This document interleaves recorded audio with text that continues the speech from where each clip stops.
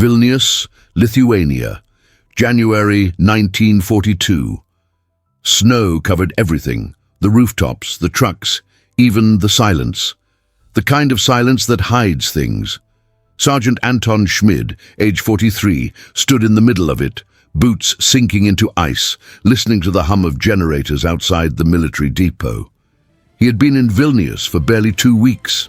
His orders were simple: coordinate communications and vehicle logistics for Heereskraft Fahrpark 562, the German Army's transport unit. It was routine work, clean, organized, without blood, or so he thought. That morning, a messenger arrived from headquarters. New directive: assist Einsatzgruppenpersonal in the resettlement of Jews from the Vilna ghetto.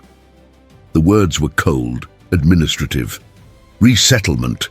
Schmid signed the paper without reading twice. Orders were orders, but as he walked through the frozen streets later that day, he saw what resettlement meant. Men in black uniforms. Civilians herded down the road in silence. Children clutching rags. A woman staring straight at him. No fear, no hatred, just confusion. He remembered her face from somewhere. She had run a small tailor shop near his home in Vienna before the war. Her husband used to fix his shirts. Now she was being shoved onto a truck. Something moved in his chest, a small, sharp ache that had nothing to do with the cold. He looked away. A corporal nearby muttered, "Don't stare, Sergeant. You'll get used to it." But he didn't. That night, back in the depot, the image stayed. The woman, the child, the sound of boots on ice. He wrote in his journal, small letters hidden beneath logistics notes. Orders are clear, but the eyes were human. He tried to sleep, couldn't. From outside, he heard the engines starting again, the same trucks that had left full and returned empty. He asked a driver where they went. The man said quietly, "Ponary." Schmid didn't know the name. Not yet. He would learn it later. A forest south of Vilnius, where tens of thousands were being executed in pits. But even without knowing, something inside him already understood.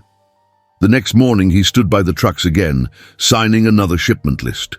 He hesitated over the paper. The snow fell thicker. His pen shook slightly. The officer beside him frowned. "Something wrong, Sergeant?" Schmid forced a smile. "No, sir. Just cold." He signed his name. But this time, when the trucks rolled out, he followed them. Not with orders, but with questions. He was trained to follow commands. But what he saw that day would make him question everything he thought duty meant. If you think obedience is simple, wait until you see what he did next, when following orders became impossible. Vilnius, February 1942. Every morning began the same way. The rattle of truck engines, the metallic clank of canteens, the smell of diesel and frost. Anton Schmid adjusted his uniform carefully, the collar crisp, the insignia polished. Discipline was safety. In the Wehrmacht, precision meant survival. You followed orders, you kept quiet, you stayed invisible. That was what they had taught him in Vienna before he left. Duty before self, obedience before thought, and for months he'd believed it. In Vilnius, though, duty began to sound different. He spent his days coordinating vehicles for the Army's communications network, signing transport manifests, approving requests, but among those documents came new ones, transfer lists. For relocation, special labor detail, cold phrases, all in perfect typewritten order. The drivers knew what those words meant. Everyone did. Sometimes they came back from the forest pale, quiet, smelling of gunpowder. No one asked questions. Questions were dangerous. One afternoon, an officer from the Einsatzgruppen walked into his office, smiling politely. "Sergeant Schmid," he said, "we need 2 of your trucks tomorrow. Civilian transport. Routine." Schmid nodded. "Yes, sir." Routine. Always routine. After the man left, he closed the door and leaned against the wall, breathing hard. Outside, the city's Jewish quarter, the Vilna ghetto, had become a place of ghosts. Families vanished in the night. Posters went up the next morning with new regulations. No walking outside after 6 p.m., no radios, no bread without permission. The guards joked about it. They should be grateful we feed them at all. Schmid said nothing. He had been a radio technician before the war, a civilian, a man who fixed things, not destroyed them. He thought of his wife Stephanie back home in Vienna, of their little daughter. He imagined what she would think if she saw what the army was doing here. Would she recognize him? Would he? That week, during a routine inspection, Schmid saw a group of civilians unloading wooden crates near the railway yard. They were thin, trembling, wrapped in torn coats with yellow stars stitched onto them. One of them, a young man, stumbled. A guard raised his rifle, irritated. Schmid stepped forward without thinking. He helped the man back to his feet, brushed the snow from his sleeve. The guard stared at him, confused. Schmid said, "He's faster alive than dead." The guard laughed, shaking his head. "You're too soft, Sergeant." Maybe he was. That night, Schmid stayed late in the depot, pretending to check radio lines. Instead, he stared at the transport routes pinned to the wall, thin black lines leading out of the city, south toward Ponary. Every line ended in the same place. He whispered the name aloud, testing it. It sounded like a secret that no one wanted to say. By then, rumors had reached everyone. 70,000 Jews executed in the forest.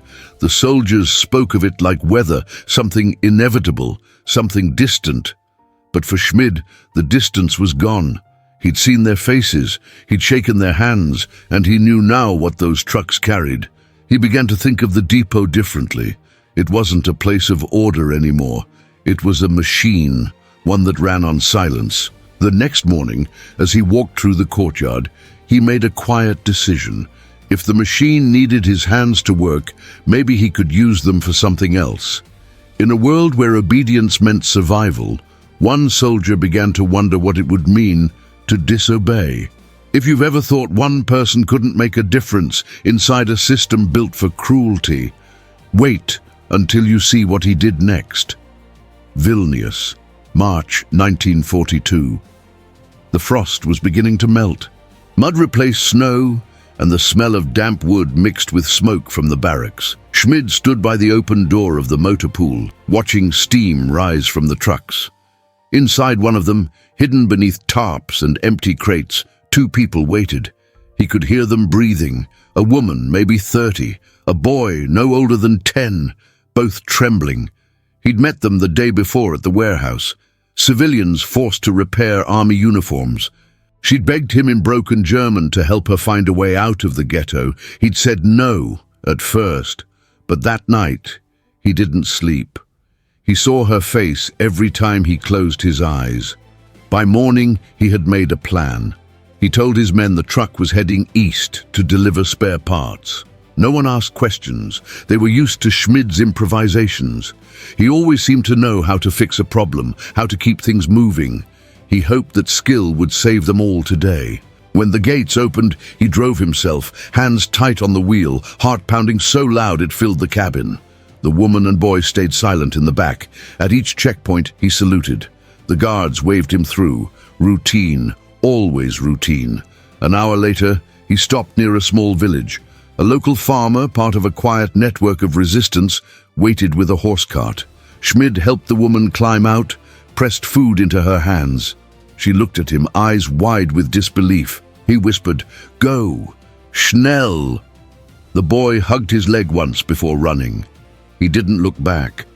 Driving home, Schmid's stomach churned. Every sound felt like pursuit, every glance like suspicion. When he reached the depot, he found Rudy, the corporal from logistics, waiting by the door. Rudy said, "Long route today, Sergeant." Schmid shrugged. "Bad roads." Rudy smiled faintly, but there was something in his eyes. Understanding, maybe, or warning. That night, Schmid sat alone with his notebook. He wrote nothing about the escape, only a line to himself. If a life can be saved, it must be. It didn't end there. Within days, others came quietly. Messages passed through whispers. names scribbled on scraps of paper. Jewish workers, partisans, children. He began falsifying orders. Vehicle maintenance, supply retrieval, communication repair. Each code meant something else. Each one was a rescue. He used army trucks to ferry people out of the city, sometimes to nearby forests, sometimes to safe houses with the Polish underground. He bribed guards with cigarettes and vodka, rerouted convoys, forged signatures. Every trip could have been the last. In his pocket he carried a small silver cross from his wife. He touched it before every run. In 3 months he saved over 250 people, each one a secret, each one a risk. But word travels fast in war. And eventually, silence becomes its own kind of noise. He was still in uniform, still following orders, but not the ones written on paper. If you think conscience can stay hidden forever inside a machine built for obedience, wait until you see what happens when the system notices him. Vilnius, April 1942. It happened quietly. No sirens, no warning. Just footsteps on gravel, voices outside his office, the sound of boots stopping at the door. Anton Schmid looked up from his desk. 3 men stood there in black coats. Gestapo. The tallest one smiled. "Sergeant Schmid, you will come with us." No explanation, no accusation, just certainty. He didn't resist. He simply put on his cap and followed. They walked him through the yard. Soldiers stared but said nothing. Rudy met his eyes for half a second, then looked away. In that silence, Schmid understood. It was over. The cell was small, damp, with a single iron chair. For hours, nothing. Then the door opened again. An officer entered, tidy uniform, polished gloves, the smell of cologne and ink. He placed a folder on the table, thick with papers. Inside were names, maps, signatures, his signatures, all of them forged. The officer spoke calmly. "You used army vehicles to assist Jews in escaping the ghetto. You forged documents. You collaborated with partisans. Why?" Schmid said nothing. The man leaned closer. "Do you understand what you have done? You have betrayed your country. You have helped the enemy." Finally, Schmid answered, voice steady. "I helped people, that was all." The officer frowned, confused, almost offended. "They are not people, Sergeant. They are Jews." Schmid looked him in the eyes. "And yet they breathe, don't they?" The man stared at him for a long time, then softly, "You could have looked away. You could have survived." Schmid's reply came like a whisper. "I already stopped surviving the day I looked away." The interrogation continued for days. No torture, no shouting. Just the same question asked in different tones. Why? He never changed his answer. At night, alone in his cell, he could hear other prisoners crying through the walls. He wrote on a scrap of paper with a broken pencil stub, "They say I betrayed Germany, but I believe I served humanity." After a week, the verdict arrived. Court-martial, death sentence charge, aiding the enemy and undermining the military effort. They gave him 2 days to write to his wife. The guard who handed him paper whispered, "I wish I had your courage." Schmid smiled faintly. Courage is just fear that learned to pray. If you've ever wondered what it truly costs to do the right thing, stay until the end. Because his final act wasn't defiance. It was peace. Vilnius Military Prison, April 13th, 1942. The morning light cut through the bars like thin blades. Anton Schmid sat on the narrow cot, uniform still pressed, boots polished, a soldier until the end. Outside, someone coughed, and somewhere beyond that, the sound of a truck engine starting.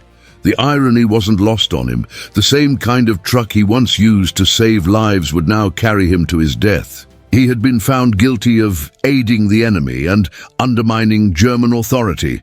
No appeal, no ceremony. The court-martial had lasted less than an hour. 3 officers read from their papers without looking at him. When they finished, he simply said, "Ich verstehe." I understand. Now, Alone in his cell, he wrote his final letter to his wife, Stephanie, and their daughter. His handwriting was steady, the words deliberate. "My dearest Stephanie, don't be sad. I acted as a human being, and I did not want to harm anyone. I only wanted to help. I know what I did, and I know the price. Perhaps one day people will understand that I had no hatred in me. Tell our little girl that her father did not die for nothing." He folded the paper carefully, sealing it with a small piece of bread dough. When the guard came, Schmid handed it to him and asked quietly, "Please, make sure it reaches her." The man nodded. He couldn't meet Schmid's eyes. They led him out through the courtyard. The April air was sharp, filled with the faint scent of pine from the nearby woods. He looked up at the sky, the same pale blue he remembered from Vienna, the same sky over the homes of those he had saved. He whispered a prayer he hadn't said in years. "Lord, give me strength to die as I tried to live, as a decent man." The officer in charge read the sentence again. Schmid didn't flinch. He didn't speak. There was only quiet, the kind that feels like forgiveness. When it was done, a corporal later wrote in his diary, "He died calmly, like a man certain he was right." The Gestapo filed their report the same day. Sergeant Anton Schmid, executed for treason. But history would write a different line. It would say, Sergeant Anton Schmid, executed for saving Jews. If courage had a sound, it wouldn't be a battle cry. It would be the silence of a man who chooses conscience over command. Stay for the final part, the legacy he left behind, and how the world finally remembered the German who dared to be human. Vienna, 1967. The city had rebuilt itself with clean facades and quiet shame. Children played where ruins once stood, cafes buzzed again, and the world preferred to forget. But some names refused to disappear, whispered through testimonies, found in old letters, carried by the living who owed their breath to a man in a German uniform. That spring, a letter arrived for Stephanie Schmid. The envelope bore a seal from Jerusalem, Yad Vashem. Inside was an official statement written in careful Hebrew and German. In recognition of the courage and humanity of Sergeant Anton Schmid, who risked his life to save Jews in Vilnius in 1941-1942, the State of Israel honors him as one of the righteous among the nations. Stephanie read it slowly, her fingers trembling. 25 years had passed since she last saw her husband. She had never remarried. Every year, she told their daughter the same story about a man who fixed radios, who believed every broken thing could still work again. Even people. At the ceremony in Jerusalem, survivors spoke his name aloud. One woman, rescued from Vilnius as a child, said, "He wore their uniform, but his heart beat like ours." Another added, "When the trucks came for us, it was always fear. But when his truck came, it was hope."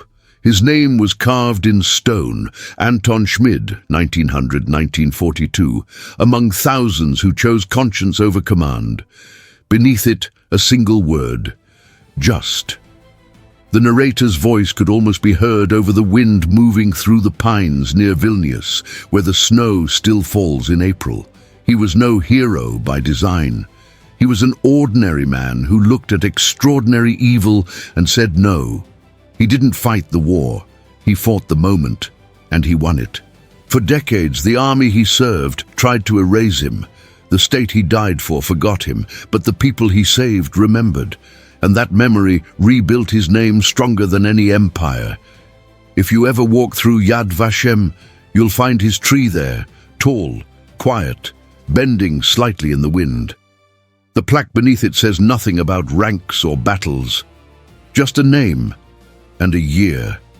Because sometimes history doesn't need a monument. It just needs a man who said no when everyone else said yes. He wore the uniform of destruction, yet chose to rebuild. He followed no orders, except the one that said, "Be human." If this story reached you, Remember, real courage isn't loud. It's a whisper that refuses to be silenced. Would you have done the same or followed orders like everyone else?